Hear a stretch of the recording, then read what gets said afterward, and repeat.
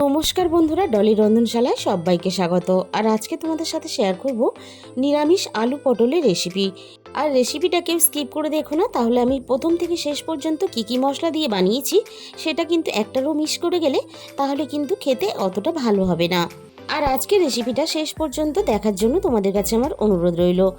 আমি রান্নার জন্য কয়েকটা পটল কেটে নিয়েছি, আর পটলগুলো একটু আড়াআড়িভাবে কেটে নিয়েছি রান্নাতে, তাহলে দেখতে ভালো লাগবে। আর একটা বড় সাইজের আলু একটু বড় বড় টুকরো করে আমি কেটে নিয়েছি। আর এই রান্নার জন্য আমি আগে থেকে ছোট বাটির 1 বাটি পরিমাণ মটর ডাল আমি ভিজিয়ে রেখেছিলাম। এবার আমি সমস্ত মটর ডালগুলোকে খুব ভালোভাবে বেটে নেব। আর এই রান্নাটা মটর ডাল দিয়ে করলে খেতে খুবই ভালো লাগে। সমস্ত মটর ডালগুলো আমি মিক্সিং জারের মধ্যে দিয়ে দিলাম। ডালের সাথে আমি একটা কাঁচা লঙ্কা দিয়ে দিলাম, তাহলে খেতে ভালো লাগবে। অল্প পরিমাণ জল দিয়ে আমি ডালটাকে খুব ভালোভাবে বেটে নিয়েছি। এবার আমি ডালটাকে একটা বাটির মধ্যে নিয়ে নিলাম, তবে খুব বেশি পরিমাণ কিন্তু জল দেবে না, একেবারে নামমাত্র সামান্য পরিমাণ জল দিয়েই কিন্তু ডালটাকে বেটে নিতে হবে।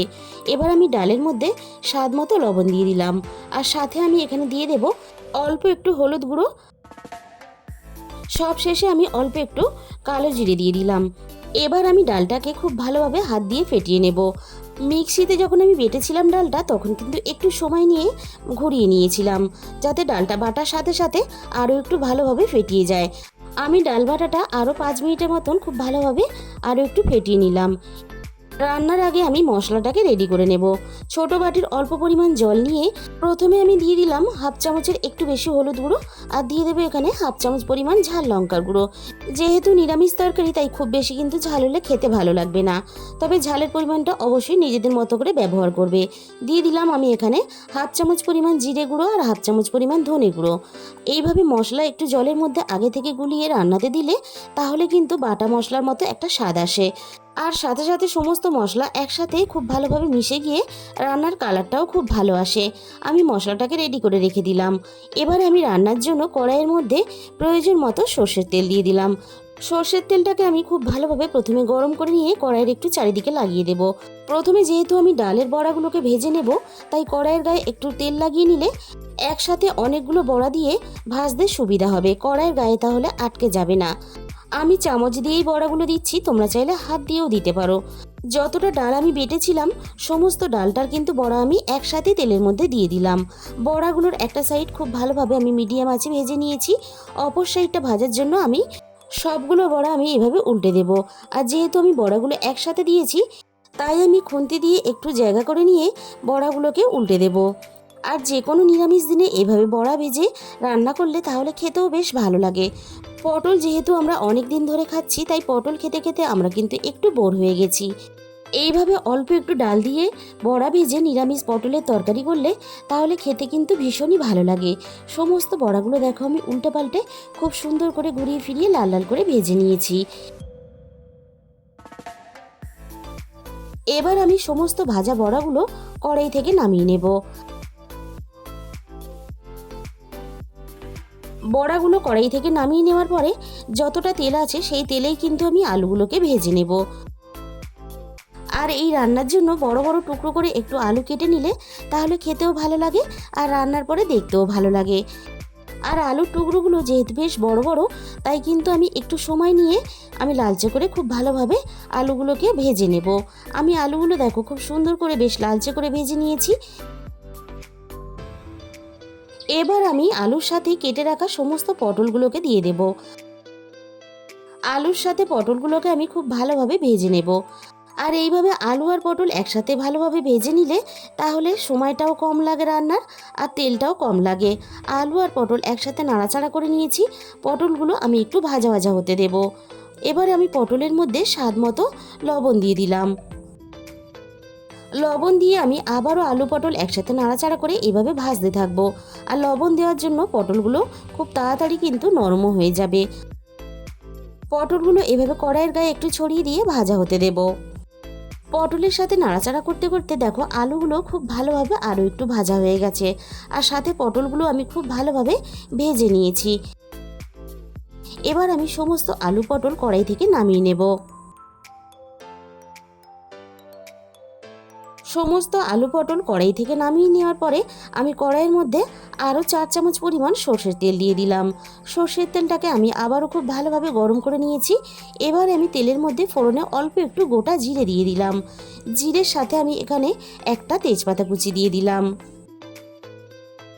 ফোড়ন থেকে সুন্দর মিষ্টি গন্ধ বেরিয়ে আসার সাথে সাথে আমি আগে থেকে প্রয়োজন মতো আদা একটু গ্রেট করে রেখেছিলাম। আদা বাটাটা আমি ফোড়নের সাথেই দিয়ে দিলাম। এবার আমি আদা বাটাটা ফোড়নের সাথে 2 থেকে 3 সেকেন্ডের মতো একটু নাড়াচাড়া করে নেব। তোমরা চাইলে কিন্তু আদাটাকে বেটেও রান্নাতে দিতে পারো।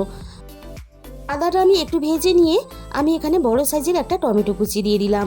আর টমেটো কুচির সাথেই আমি এখানে স্বাদ মতো রান্নায় লবণটা দিয়ে দিলাম। এবারে আমি টমেটোটা নাড়াচাড়া করে একটু ভেজে নরম করে নেব। আর এখন কিন্তু টমেটো একটু নরম হতে সময় লাগে, তার জন্য আমি একটু লবণ দিয়ে টমেটোটাকে নাড়াচাড়া করে নিয়ে যাতে টমেটোটা খুব তাড়াতাড়ি একটু নরম হয়ে যায়, তার জন্য আমি এখানে গ্যাসের ফ্লেমটা একেবারে লোতে দিয়ে মিনিট 2 মতো ঢাকা দিয়ে দিলাম। 2 মিনিট পরে আমি কড়াই থেকে ঢাকাটাকে সরিয়ে নিলাম। টমেটোটা বেশ অনেকটা নরম হয়ে গেছে। এবার আমি টমেটোটা আরও একটু নাড়াচাড়া করে নরম করে নেব। আর টমেটোটা এভাবে নাড়তে নাড়তে খুন্তি দিয়ে আমি এইভাবে একটু ঘাঁটা ঘাঁটা করে দেব, তাহলে টমেটোটা খুব তাড়াতাড়ি সুন্দরভাবে নরম হয়ে যাবে। টমেটোটা আমি খুব ভালোভাবে নরম করে নিয়েছি। এবার আমি টমেটোর সাথেই এখানে দিয়ে দিলাম অল্প একটু স্বাদ মতো চিনি। যেহেতু নিরামিষ তরকারি তাই অল্প একটু চিনি দিলে রান্নার স্বাদের ব্যালেন্সটাও ঠিক থাকবে আর রান্নার কালারটাও বেশ ভালো আসবে। সাথেই আমি রেডি করা মশলাটাও দিয়ে দিলাম। এবার আমি মশলাটা একটু সময় নিয়ে খুব ভালোভাবে নাড়াচাড়া করে কষিয়ে নেব। আর নিরামিষ তরকারির মশলা যত ভালোভাবে কষিয়ে নেবে রান্নার স্বাদ কিন্তু তত বেশি ভালো হবে। মশলা আমি খুব ভালোভাবে কষিয়ে নিয়েছি আর মশলা সুন্দর কিন্তু একটা কালারও চলে এসেছে। আর সাথে সাথে মশলা থেকে সুন্দরভাবে তেলটাও ছাড়তে শুরু করে দিয়েছে। এবার আমি ভেজে রাখা আলু পটলগুলো দিয়ে দিলাম।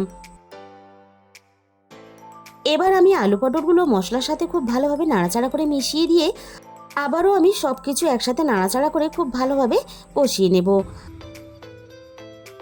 আর এইভাবে একটু সময় নিয়ে আলু পটল মশলার সাথে কষিয়ে নিলে তাহলে তেল মশলা সমস্ত কিছু পটলের ভিতর পর্যন্ত চলে যাবে। আর পটলের ভিতরে যে একটা জল ভাব থাকে সেটা কিন্তু আর থাকবে না। আর রান্নার পরে পটলগুলো খেতে বেশ ভালো লাগবে। আলু পটল খুব ভালোভাবে আমি মশলার সাথে কষিয়ে নিয়েছি। এবার আমি রান্নার মধ্যে প্রয়োজন মতো জল দিয়ে দিলাম। আর রান্নাতে আমি জলের পরিমাণ কিন্তু একটু বেশি দিয়েছি। বড়াগুলো ঝোলের মধ্যে দেওয়ার পরে অনেকটাই কিন্তু ঝোল টেনে নেবে। জলের সাথে আমি সব কিছু একসাথে খুব ভালোভাবে নাড়াচাড়া করে মিশিয়ে দিলাম। এবার আমি আলু পটলগুলো খুব ভালোভাবে সিদ্ধ হওয়ার জন্য কিছুক্ষণের জন্য ঢাকা দিয়ে দিলাম। মিনিট 20 পরে আমি কড়াই থেকে ঢাকাটাকে সরিয়ে নিলাম। আর ঝোলটা দেখো আগের থেকে বেশ অনেকটাই কমে গেছে।